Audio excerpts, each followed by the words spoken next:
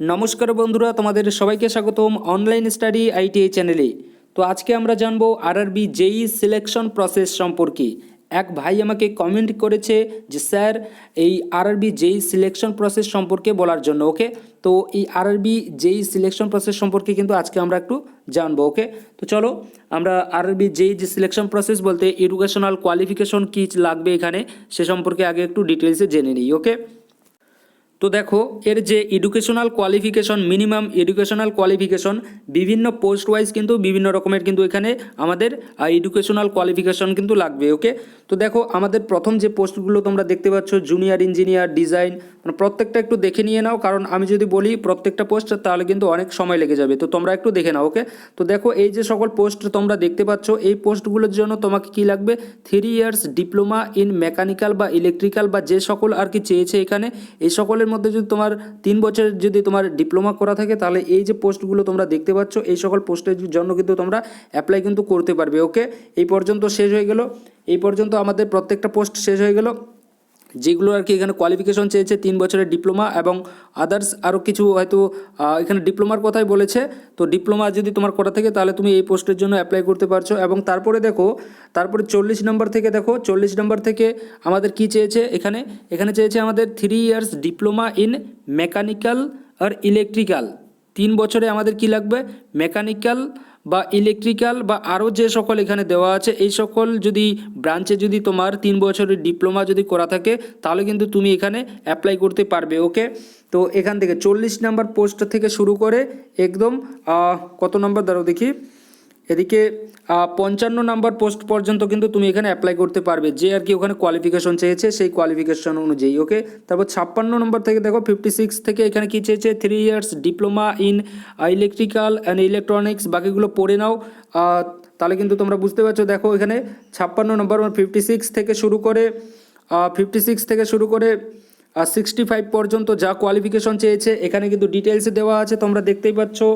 ওকে, এটা একটু তোমরা ডিটেলসে একটু তোমরা নোট করে নাও বা পড়ে নাও। ওকে, স্ক্রিনশট নিয়ে নিতে পারো কিন্তু তোমরা। ওকে, তারপর দেখো 56 থেকে 65 পর্যন্ত বললাম, তারপর দেখো 65-এর পরেরটা কী বলেছে এখানে, শুধুমাত্র একটাই দেওয়া আছে এখানে ম্যাট্রিক অর ইটস ইকুইভ্যালেন্ট, তারপরে কী চেয়েছে স্টেট ডিপ্লোমা আর কী কী চেয়েছে এখানে তোমরা একটু দেখে নাও। ওকে, আমি জাস্ট পড়তে চাই না। এই যে জুনিয়র ইঞ্জিনিয়ার প্রিন্টিং প্রেসের জন্য এখানে কিন্তু অন্যভাবে কিন্তু কোয়ালিফিকেশন দেওয়া আছে, প্রত্যেকটার ক্ষেত্রেই আলাদা আলাদা করে কোয়ালিফিকেশন কিন্তু এখানে দেওয়া আছে। তো কোয়ালিফিকেশনগুলো কিন্তু তোমরা একটু কিন্তু দেখে নিয়ে তারপর কিন্তু তোমরা আর কি নিজেরাই দেখে নাও। ওকে, তো এখানে দেখো কোয়ালিফিকেশন 68 নাম্বার, এখানে কোয়ালিফিকেশন লেখা আছে কি কি তোমাদের লাগবে, আর এদিকে দেওয়া আছে পোস্ট নামটা। ওকে, কি পোস্ট এটা সেই পোস্টের কিন্তু এখানে ডিটেলস দেওয়া আছে। তারপর দেখো এখানে কেমিক্যাল অ্যান্ড এখানে কি দেওয়া আছে সে কি এখানে লেখা আছে মেটালুর্জিক্যাল অ্যাসিস্ট্যান্ট। ওকে, তো এই পোস্টের জন্য দেখো এখানে কী কী লাগবে কোয়ালিফিকেশন, এখানে 45% মার্কস লাগবে তোমার কথায়, কেমিস্ট্রি ফিজিক্স, তো তোমার যাদের আর কি যে কোয়ালিফিকেশন আছে সেই কোয়ালিফিকেশন অনুযায়ী কিন্তু তোমরা এগুলো দেখে নিয়ে নিও, তারপর কিন্তু পোস্টে কিন্তু অ্যাপ্লাই করো। যদিও এখনও ভ্যাকেন্সি বের হয়নি, তবে যেহেতু আমাকে জিজ্ঞাসা করেছিল এই সম্পর্কে একটি ডিটেলসে বলার, তার জন্য কিন্তু আমি একটু ডিটেলসে কিন্তু বলে দিচ্ছি। ওকে, এটা 2018 অনুযায়ী কিন্তু আমি বলছি। ওকে, তো এই সকল পোস্টের জন্য এই আমাদের কি লাগবে, কোয়ালিফিকেশন লাগবে। এবং তো আশা করি আমি কোয়ালিফিকেশন সম্পর্কে বললাম। তো এই যে কোয়ালিফিকেশনগুলো সম্পর্কে বললাম, এই কোয়ালিফিকেশনগুলো যদি তোমার যদি থাকে তাহলে কিন্তু তুমি এখানে অ্যাপ্লাই কিন্তু করতে পারছো। ওকে, তাহলে চলো এবার আমরা জানবো একটু আমাদের বয়স সম্পর্কে জানি একটু, আমাদের কত বছর বয়স পর্যন্ত আমরা এখানে অ্যাপ্লাই করতে পারবো। ওকে, তো দেখো এখানে যে আমাদের যে বয়স আছে সেটা আছে 18 থেকে 33 বছরের মধ্যে যদি আমাদের বয়স হয়ে থাকে তাহলে কিন্তু আমরা এখানে অ্যাপ্লাই করতে পারবো। এদিকে কোনো কিছু দেখার দরকার নেই, এগুলো কিন্তু এবার কিন্তু চেঞ্জ কিন্তু হতে পারে। ওকে, কিন্তু 18 থেকে 33 বছরের যদি আমাদের বয়স হয়ে থাকে তাহলে আমরা এখানে অ্যাপ্লাই করতে পারি। এবং এসসি যে ক্যান্ডিডেট আছে তাদের জন্য, এসসি এবং এসটি যে ক্যান্ডিডেট আছে তাদের জন্য আমাদের বয়সের যে ছাড় সেটা কিন্তু 5 বছরের থাকে। ওকে, এবং বাদবাকি যে ক্যাটাগরি আছে সেই ক্যাটাগরিগুলো তোমরা দেখে নাও। তারপর দেখো এখানে ওবিসি আছে, নন ক্রিমিলিয়ার ক্যান্ডিডেটদের জন্য আছে এখানে 3 বছরের ছাড়, এবং প্রত্যেকটার ক্ষেত্রেই সেইভাবে আছে যাদের যেটা ক্যাটাগরি সেই অনুযায়ী তোমরা একটু দেখে নিয়ে নাও। ওকে, তো এটা বলে দিলাম আমি কি সম্পর্কে এজ সম্পর্কে আমি বললাম। তো এবার আমরা আমাদের যে কি বলবো ধাপ যে আছে আর কি আমাদের এক্সামের ধাপ, সেই এক্সামের ধাপ সম্পর্কে চলো একটু আমরা বিস্তারিত আমরা জেনে নিই। ওকে, তো দেখো তোমাদের যে প্রথম যে ধাপ নেওয়া হবে সেটা হচ্ছে কি আমাদের সিবিটি ওয়ান। ওকে, প্রথম যে এক্সাম আমাদের হবে সেটা হচ্ছে কি সিবিটি ওয়ান। এই যে দেখতে পাচ্ছ প্রথমে আমাদের নেওয়া হবে সিবিটি ওয়ান এবং এর যে ডিউরেশন সেটা হচ্ছে কি 90 মিনিটস তোমাদের সময় থাকবে। আর যদি তুমি পিডব্লিউডি ক্যান্ডিডেট হয়ে থাকো, পিডব্লিউবিডি ক্যান্ডিডেট হয়ে থাকো, তাহলে তোমার ক্ষেত্রে 120 মিনিট কিন্তু এখানে সময় দেবে এবং তোমার যে কোশ্চেন থাকবে সেটা থাকবে 100 নম্বরে কিন্তু তোমার এক্সাম হবে। ওকে, তো সিবিটি ওয়ানে তোমার কোশ্চেন থাকবে 100টি এবং তোমার যে সময় দেওয়া থাকবে সেটা কিন্তু সময় থাকবে তোমার 90 মিনিটস। ওকে, এটা হয়ে গেলো আমাদের সিবিটি ওয়ান। এই সিবিটি ওয়ানটা কিন্তু শুধুমাত্র আমাদের কি কোয়ালিফাই করতে হবে। ওকে, জাস্ট শর্ট লিস্ট হওয়ার জন্য, শর্ট লিস্টিং অফ ক্যান্ডিডেট মানে সেকেন্ড যে আমাদের ধাপ আছে সেই সেকেন্ড ধাপে যাওয়ার জন্য আমাদের জাস্ট এই পরীক্ষাটা কিন্তু নেওয়া হবে। জাস্ট এখানে কিছু ক্যান্ডিডেটকে এখানে কি করা হবে, ছাঁটাই করার জন্য কিন্তু এই এক্সামটা নেওয়া হবে। ওকে, এই যে এক্সাম, এই এক্সামে কিন্তু তোমার মেরিট কিন্তু তৈরি হতে যাচ্ছে না। ওকে, তো এই যে ফার্স্ট স্টেজ সিবিটি আছে, এখানে তোমার যে মিনিমাম যে আর কি তোমার যে পাসিং যে মার্কস সেটা সম্পর্কে দেখো, এখানে নিচে দেওয়া আছে। এই যে মিনিমাম যে পাসিং মার্কস তোমার লাগবে সেটা কিন্তু দেখো এখানে মিনিমাম 100-র মধ্যে আমাদের এক্সাম হচ্ছে, আমাদের ম্যাক্সিমাম 100-র মধ্যে এক্সাম হচ্ছে। তো তুমি যদি জেনারেল ক্যান্ডিডেট হয়ে থাকো তাহলে তোমার 40% নাম্বার তোমাকে নিয়ে আসতে হবে। আর তুমি যদি ওবিসি বা এসটি ওবিসি বা এসসি যদি ক্যান্ডিডেট হয়ে থাকো তাহলে তোমার 30% নাম্বার নিয়ে আসতে হবে। আর যদি তুমি এসটি ক্যান্ডিডেট হয়ে থাকো তাহলে কিন্তু তোমাকে 25% কিন্তু নাম্বার নিয়ে আসতে হবে। মানে 100-র মধ্যে যদি তুমি এসটি ক্যান্ডিডেট হয়ে থাকো 25 নাম্বার নিয়ে আসতে হবে। আর এসসি এসটি আর এসসি আর ওবিসি ক্যান্ডিডেটদেরকে 100-র মধ্যে 30 আর জেনারেলদেরকে 100-র মধ্যে 40 নাম্বার কিন্তু নিয়ে আসতে হবে। তাহলে কিন্তু তোমার সিলেকশন সেকেন্ড যে ধাপ আছে সেখানে যাওয়ার কিন্তু যেতেও কিন্তু তোমাকে সেখানে কিন্তু তোমাকে বসতে আর কি দিতেও পারে বা নাও দিতে পারে।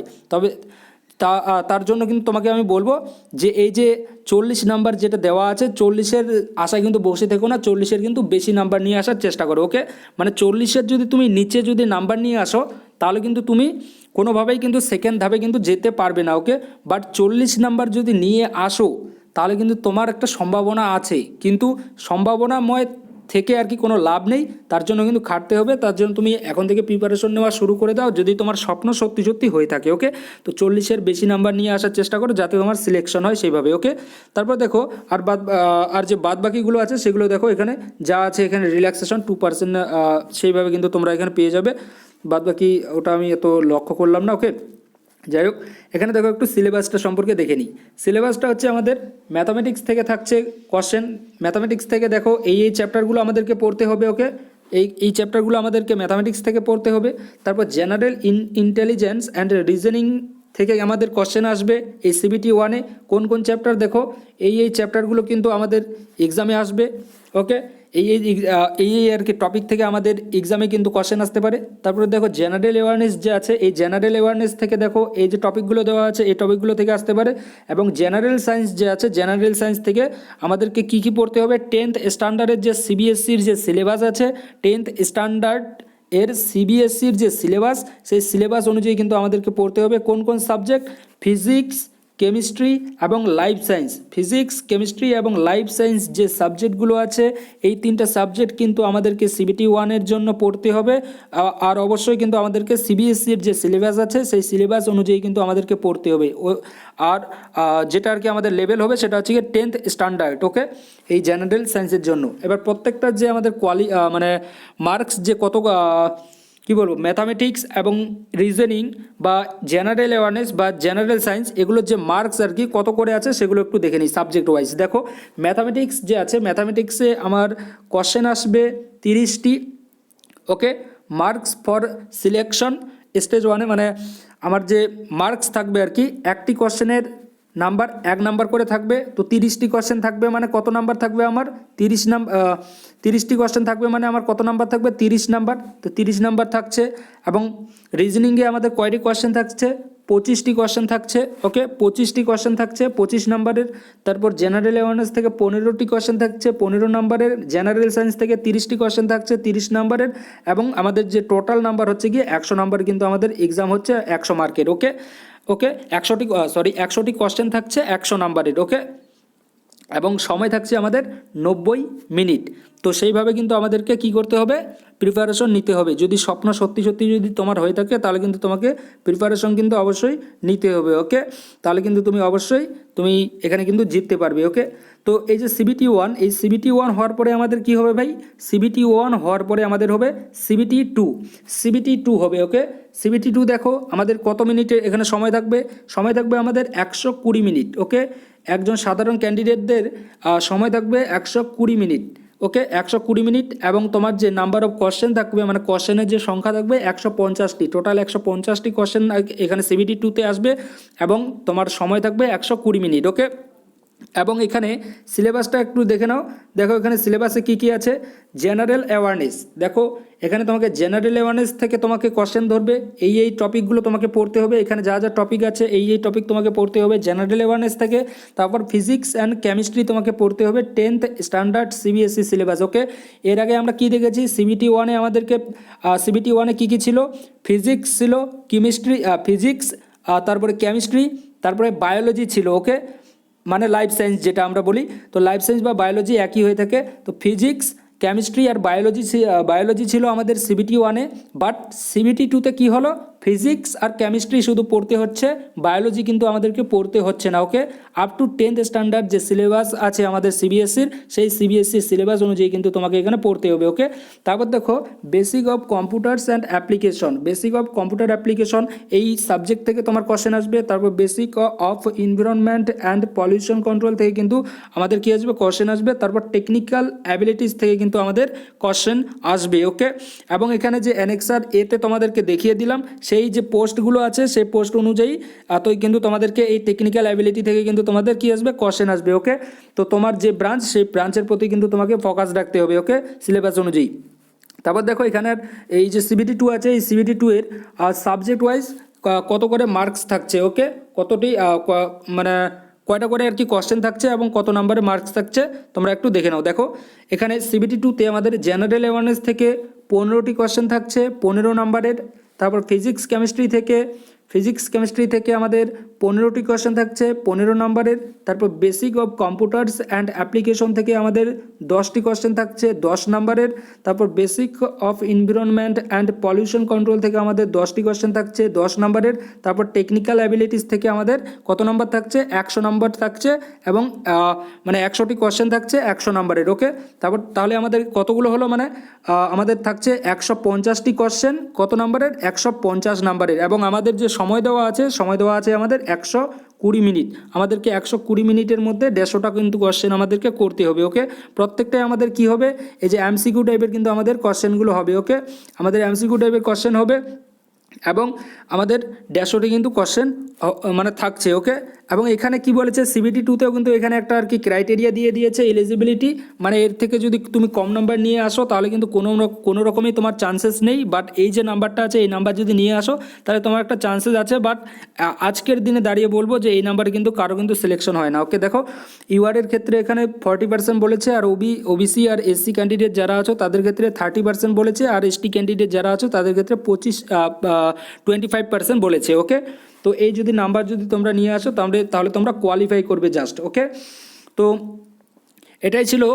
আর এখানে দেখো এডুকেশনাল কোয়ালিফিকেশন সম্পর্কে গ্রুপ ওয়াইজ কিন্তু এখানে বলে দিয়েছে, এক্সাম গ্রুপ ওয়াইজ। দেখো মেকানিক্যাল অ্যান্ড অ্যালিয়েড ইঞ্জিনিয়ারিংয়ের যে গ্রুপ, সেই গ্রুপে দেখো এখানে কী কী বলেছে, 3 years diploma in engineering or bachelor degree in engineering and technology, কোন পোস্ট দেখো মানে কোন ব্রাঞ্চ, এখানে দেখো mechanical engineering, production engineering, automobile engineering. তো প্রত্যেকটা তোমাদের যে ব্রাঞ্চ সেই ব্রাঞ্চ অনুযায়ী কিন্তু তোমরা দেখে নিও গ্রুপ ওয়াইজ। ওকে, তো এটাই ছিল আমাদের ধাপ। তারপরে এই যে ধাপ আছে এই সিবিটি টু হওয়ার পরে এই যে সিবিটি টু আছে, এই সিবিটি টুতেই কিন্তু আমাদের কি হবে, ম্যারিট কিন্তু আমাদের তৈরি হবে। ওকে, তো এই সিবিটি টুতে কিন্তু একটু আমাদেরকে বেশি কিন্তু নজর রাখতে হবে। ওকে, তোমাদের যে টেকনিক্যাল পার্টটা আছে সেটা কিন্তু তোমরা সেটাতে কিন্তু তোমাকে কি হতে হবে, স্ট্রং কিন্তু হতে হবে, তাহলে কিন্তু তুমি এখানে ভালো কিন্তু একটা নাম্বার নিয়ে আসতে পারবে এবং তোমার কিন্তু সিলেকশন অবশ্যই কিন্তু হয়ে যাবে। ওকে, টেকনিক্যালের সাথে সাথে নন টেকনিক্যালের দিকেও কিন্তু ভালো কিন্তু তোমাকে ফোকাস কিন্তু রাখতে হবে। ওকে, তো সিবিটি টুই হচ্ছে কি আমাদের মেন, সিবিটি টুতেই কিন্তু আমাদের সিলেকশন কিন্তু হবে। তো সিবিটি টু হওয়ার পরে কি হবে, সিবিটি টু হওয়ার পরে আমাদের হবে ডকুমেন্ট ভেরিফিকেশন অ্যান্ড কি হবে, ডকুমেন্ট ভেরিফিকেশন এবং মেডিকেল হবে, তারপরে কিন্তু আমাদের ফাইনাল ফাইনাল সিলেকশন। ওকে, তো প্রথমে কি হচ্ছে আমাদের, প্রথমে হচ্ছে আমাদের সিবিটি 1, তারপরে হবে আমাদের সিবিটি 2, তারপরে হবে আমাদের ডকুমেন্ট ভেরিফিকেশন ডিভি, তারপরে হবে আমাদের মেডিকেল। ওকে, তারপরে হচ্ছে আমাদের মেডিকেল, তারপরে কি হবে, তারপর মেডিকেল, তারপর কিন্তু আমাদের কি হবে, তারপর সবার শেষে আমাদের ফাইনাল সিলেকশন। সবার শেষে আমাদের কি হবে, ফাইনাল সিলেকশন। আর এই ফাইনাল সিলেকশন নেওয়ার জন্য কিন্তু তোমাকে পড়তে হবে। যদি তুমি পড়ো তাহলে তাহলে কিন্তু তুমি অবশ্যই এখানে ফাইনাল কিন্তু সিলেকশন কিন্তু তুমি অবশ্যই নিতে পারবে। ওকে, তো আরেকটা কথা বলে দিই, তোমরা যারা আর কি এই যে সিবিটি 1 দেখতে পাচ্ছ, এখানে সিবিটি 1-এর কিন্তু কি আছে, রিজনিং আছে। সিবিটি 1-এই শুধু রিজনিং আছে, কিন্তু সিবিটি 2-তে কিন্তু কোনো রিজনিং নেই। তো এই সিবিটি 1-এ যদি রিজনিং যদি তুমি এখানে ক্লাস যদি করতে চাও তাহলে কিন্তু তুমি এখানে করতে পারো। মানে এখনও যদিও রেলের যে কি বলবো, জেইর যে আর কি রিজনিং, সেই জেইর কিন্তু রিজনিং কিন্তু আমরা শুরু করিনি, কিন্তু এলপির যে আর কি রিজনিংগুলো হচ্ছে, এই রিজনিংগুলো যদি করো তাহলে কিন্তু তুমি মোটামুটি কিন্তু একটি কিন্তু ধারণা কিন্তু অবশ্যই নিয়ে কিন্তু নিতে পারো। ওকে, ধারণা কিন্তু পেয়েই যাবে। ওকে, যে কী রকমের আর কি রিজনিংগুলো হয়ে থাকে, তো এবং কী রকমের প্যাটার্ন হয়ে থাকে, তো এই আর কি আপনার প্যাটার্নগুলো জাস্ট একটু ফলো করতে হবে, সেই অনুযায়ী কিন্তু তোমাকে চলতে হবে। ওকে, তো তুমি কিন্তু এই চ্যানেল থেকে কিন্তু রিজনিংগুলো কিন্তু পড়তে কিন্তু পারো, জাস্ট সিবিটি 1-এর ক্ষেত্রে। ওকে, সিবিটি 1-এর পরে তোমাদের সঙ্গে আমার কিন্তু বিদায় কিন্তু হয়ে যাবে এই জেইর ক্ষেত্রে। ওকে, তো যাই হোক, ইনফরমেশনটা তোমাদের কীরকম লাগলো তোমরা কিন্তু অবশ্যই তোমাদের যে মতামত সেটা কিন্তু জানিয়ে দিও। আর আশা করি যে ভাই আর কি কমেন্ট করেছো, তোমার হয়তো ডাউট হয়তো আমি ক্লিয়ার করতে পারলাম। তোমার ডাউট ঠিকঠাক আমি ক্লিয়ার করতে পারলাম কি না আমি জানি না, যদি করতে পারি তাহলে অবশ্যই কিন্তু কমেন্ট করে কিন্তু তুমি বলতে পারো। আর সবারই উদ্দেশ্য বলছি, তোমাদের যে এই ইনফরমেশনটা দিলাম এটা কীরকম লাগলো তোমরা কিন্তু অবশ্যই কমেন্ট করে কিন্তু বলবে। ওকে, থ্যাংক ইউ।